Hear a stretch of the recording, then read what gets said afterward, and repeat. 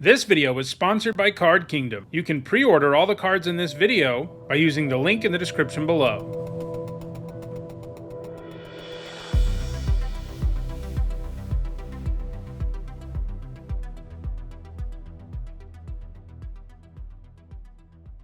Hi everyone, I'm Nizzanotes, and today is Saturday. That means it's time for Nizzanotes, my weekly vlog series about limited magic. And today we're going to be doing our first Nizzanotes video on Lord of the Rings Tales of Middle-earth.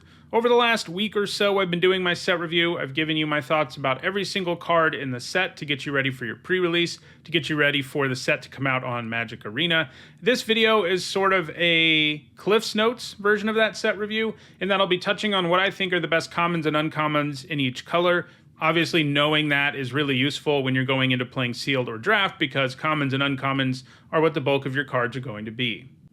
So let's start with white, where I think the third best white common is Dunedain Blade. This equipment is not going to be particularly good if you don't have humans. You know, you have to be paying 1 to equip this for it to be really good. But the good news is there are tons of humans in the set. It's even a big theme in red-white. But if you're in any white deck, you're likely to have a lot of humans. You're also potentially going to have at least a few equipment payoffs. And the blade ends up becoming a really good thing to move around on your creatures when you have that going on. In second, I have Fog on the Barrow Downs. This isn't an amazing removal spell because it's a pacifism effect that costs 1 more mana, and pacifism itself already isn't as incredible today as it used to be, but it does mostly shut down a creature. You know, like 90% of creatures will cease to matter when you put Fog on the Barrow Downs on them. The thing that makes it not so good is the situation, the other 10%, and sometimes that 10% are the creatures you would really want real removal for, and it just doesn't do the job. It's also weak against things like bounce spells and stuff. And I think white's best common is Hobbit's Sting. This is another removal spell. It's another kind of situational one. It doesn't really do its thing unless you have food plus humans or plus creatures in play. But the good news is you're likely to have those things in white. Getting this to do 3 is pretty easy, and I think by the later stages of the game it will scale. But honestly, I don't think there's any white common that I really see myself first picking going into this format. Usually most colors have at least 1, but I don't think any of these 3 are there. They're all fine, and you're going to play these every time you have them, and they're going to perform reasonably well, but none of them are so good that they tempt you into the color or anything like that. White does, however, have lots of really good uncommons, and I think the one that comes out on top is Éowyn, Lady of Rohan. The thing that really gets me about her is that she's a 3-mana 2/4 that can give a keyword, either Vigilance or First Strike, to one of your creatures every combat. That already would be a really good uncommon, but she doesn't stop there. She also likes equipment, like Dunedain Blade, both because she makes it easier to equip, and because she makes it so she can give both of those keyword abilities when that creature she targets is equipped. So she's great in a deck with 0 equipment, and going to be one of the best cards in your deck if you have an equipment in play. Let's move now to blue, where I think the third best blue common is Bewitching Leechcraft. This is a 2-mana card, sort of like what we saw with Fog on the Barrow Downs, that can, in fact, shut down most creatures. It does have this weird effect with +1/+1 counters that's there to make it so it can't really shut down armies very effectively. So, your opponent can use a counter to untap the army. But you do have a cheaper removal spell that has similar downsides to Fog on the Barrow Downs, in that it's not always going to fully shut down a creature, but it does a pretty good job at a reasonable cost. I think the second best white common, or blue common rather, is Willow Wind. This doesn't look that exciting on paper. A 5-mana 3/4 flyer that scries 2. Certainly not something that you're really pumped about most of the time, unless of course you played Cloud Reader Sphinx in the past. This was a surprisingly good card that was the exact same card, just with a different creature type. Scry 2 is a pretty real enter the battlefield effect. It can really improve your draws, and you're only overpaying a tiny bit for a 3/4 flyer to begin with here. So the Scry 2 is very real. And then this format also has Scry as one of its big themes, especially in blue-green. So you're going to get extra value out of the trigger, in addition to the fact that you just get to smooth out your draws. Then I think blue's best common is Isolation at Orthunk. This is, kind of like the other removal spells we've seen so far in both white and blue. It's not an amazing one, and I don't really think it even reaches into premium range, but it is a 1-for-1 trade. It does it at instant speed, and that's nice. The thing that's a problem with Isolation at Orthunk is the fact that sometimes the fact that it doesn't permanently get rid of the creature is a problem.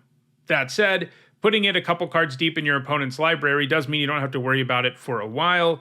And either way, you trade 1-for-1, so it's not the end of the world. But just like with white, I don't think there's any blue commons I'm excited about the idea of first picking. That's not going to be true in the next 3 colors, so it's sort of interesting it's true in white and blue. I think blue's best uncommon is Gandalf, Friend of the Shire. He's got decent stats and can flash in and just ambush block a lot of things pretty effectively. Just kill a 2/2 with it. That's going to be a relatively common outcome. That's not really what makes him a really good uncommon, but that is something he can do on top of his other stuff. He can also make sorceries into instants. That's pretty nice as well. But again, that's not the thing that really pushes him into this is an amazing uncommon territory. That would be the fact that every time you choose a ring bearer who isn't Gandalf, which means anytime you get tempted by the ring, you get to draw a card. That's a huge payoff for doing one of the things that is easy to do in this format. So, he can flash in, kill something, maybe actually give the sorcery instant speed ability, the ability to be cast at instant speed, and draw you a card.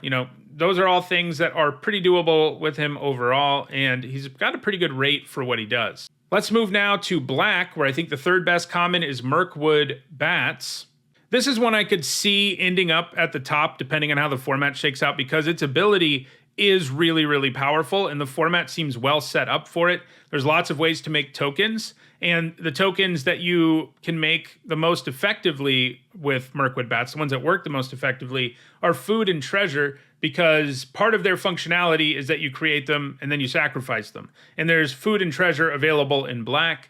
The bats might be especially good in black-green, where you have access to more food, although if you go with red, you have access to more treasure. So its ability really matters. This format has a lot of tokens. You're going to be making army tokens if you're in the Grixis colors. You're going to be making 1/1 human tokens if you're in white. It just feels like this is going to be able to do a lot. The thing that makes it kind of less impressive is that the stats just aren't that good, and it dies to a bunch of 2-mana removal spells. But the ability might actually be strong enough that it deserves to be even higher up on my list. But for now, I have it as black's third best common. And you can already tell these commons are better than the ones we've looked at so far, because this is what I'm talking about that I think might feel fine to first pick, and it's only the third best one. I think the second best one is Dunland Crebain. This is just a great rate. 3 mana, 1/1 flyer, amass 2.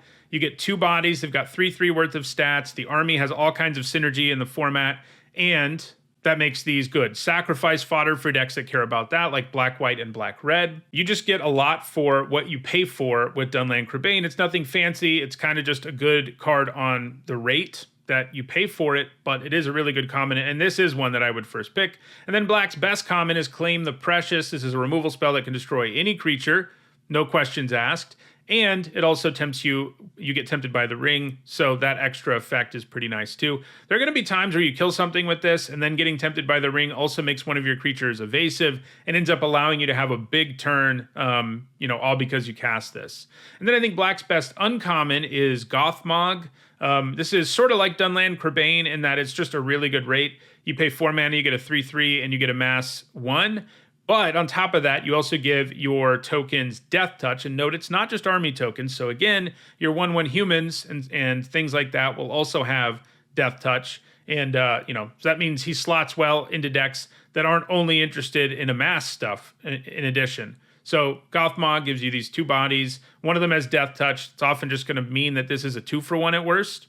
And I think that's what makes him the best black uncommon. Let's move now to red, where I think red's third best common is Swarming of Moria. So this isn't one where, like, on rate you feel great about it. You pay 3 mana and you get a 2/2. That's not amazing, but you also get a treasure, and that is important. In addition to the fact that Amass has all kinds of synergies throughout the set, and in red and black especially, you have all these cards that care about the either army or goblin or orc creature type, so it works well with that. But also just having this fixing and ramp built in while you add to the board is pretty good. It sort of makes it feel like you only spent 2 mana for Amass 2 while fixing your mana, because you get 1 mana back. So it ends up being a pretty reasonable card. It's not one I'm super excited about, but I don't think, especially if you're trying to splash a third color, you like ever cast the first couple of these, or ever cut rather, the first couple of these you have. And number 2, I have Rally at the Hornburg. You get 2 1/1 tokens and give all your humans haste. That would be a pretty nice common in basically any format, but this format has a human theme, especially in red-white, and a bunch of the human payoffs trigger every time a human enters the battlefield, and they get better the more you trigger them, whether it's like Theoden, who gives double strike to something, or Erkenbrand, who gives +1/+0 to your whole board for each human that enters the battlefield. Those two comboing together is going to be kind of nuts because you have Erkenbrand and then you cast Rally at the Hornburg, giving your whole board +2/+0, including those 2 tokens you just made. And that's going to be the kind of thing that can close out games for very little, in addition to the fact that this is also just a really good turn 2 play. And then Red's best common, of course, is the premium, amazing removal spell. Red always gets a common. Smite the Deathless, in this case, you pay 2 for 3 damage. Also exiles the thing and also shuts down indestructibility. It's great. You're very happy to first pick it. Less so with these other 2. But Smite the Deathless is going to be one of the better commons in the set in general. When it comes to Red's uncommons, I found that Red is really, really deep. And I had a hard time really deciding on one. So I want to talk about 3 because I think they're all so good. One of them is Book of Mazar Bul. So this is just another card, another saga that just gives you a ton of mana, a ton of value for the mana you spend. You end up amassing 3 in the end, and also giving +1/+0 and menace to your whole board. So obviously it doesn't all happen at once. That would be insane, but it happens, and you end up never paying more than 3 for it. And one of the nice things about it is that it's going to slot really nicely into decks that care about amassing and goblins and stuff with, like black-red, and into sacrifice-centric decks as well, because you can get 2 bodies out of it to sacrifice. But then it also works really well in a deck like red-white, which is going to be the best at going wide, because +1/+0 and menace, when you have like even just 5 creatures in play, is a huge boost. So it's a really strong saga that's going to work in every red deck really, really well. And so that's one reason I really like it. There's also Eomer of the Rittermark, a 5 mana, 5/4 haste. It's already probably a playable card. But then if you control the creature with the highest power when he attacks, you get to make a 1/1. And most of the time, that just means Eomer is a 5 mana, 5/4 with haste that makes a 1/1, which is a really good card. And then the last of these, and I think it might be the one that I feel like is the best of these 3, but it's close, is a Grishnok Brash Instigator. This is a 3 mana 1/1 that amasses 2, so it's a lot like Gothmog in that it has this really good rate where you get 2 bodies that you'd expect to get. But then on top of that, the token you make might also let you steal an opposing creature temporarily. Has to be non-legendary, has to have the right amount of power, less than or equal to the power of the thing you amass, which sometimes might just mean, it has to be a 2-power creature. Your opponent's reasonably likely to have one of those, and so stealing a thing isn't that unlikely. But if you've amassed more and you're putting 2 counters on an army you already have, you might be able to steal just about anything. And there are cheap sacrifice outlets in red and in red-black more broadly, where you can just sacrifice the thing you steal for value. So Grishnok ends up giving you a really good, big impact on the game for relatively low mana. But so does Book of Mazar Bul, and then Eomer is just going to be like an amazing brawler in the late game that can really close things out between its massive size and the fact that he's likely to spit out a 1/1 that can protect you on the backswing. Now let's move to green, where I think the 3rd best common is Chance Met Elves. So Scry is a big theme in the format, and you're going to have green decks that aren't also blue, which is where you're going to have the most scries in blue-green, but you're going to have cards with scry in like every green deck, and even just putting 1 counter on Chance Met Elves feels pretty good, and it's not that hard to get more than 1 going on it. There's just a lot of cards with scry in this set, so it's going to be this, it's a below-rate creature when you play it, but it's going to become an ever-growing threat throughout the game that is a real problem. Similarly, there's also Mushroom Watchdogs, another, creature that starts out as sort of unassuming, although the rate's a little better here. It's a 2 mana 2/2 to start with, but then it can eat your food and get counters and gain vigilance. Both of those are pretty powerful things. Once it's the biggest thing on the battlefield, the fact it can attack and not tap is just massive, because your opponent will neither be able to block it or attack through it effectively. So both of these counter-gaining synergy pieces for 2 of the bigger green themes are cards that I like a lot. They're cheap, and they end up giving you, most of the time, more value than you spend for your mana.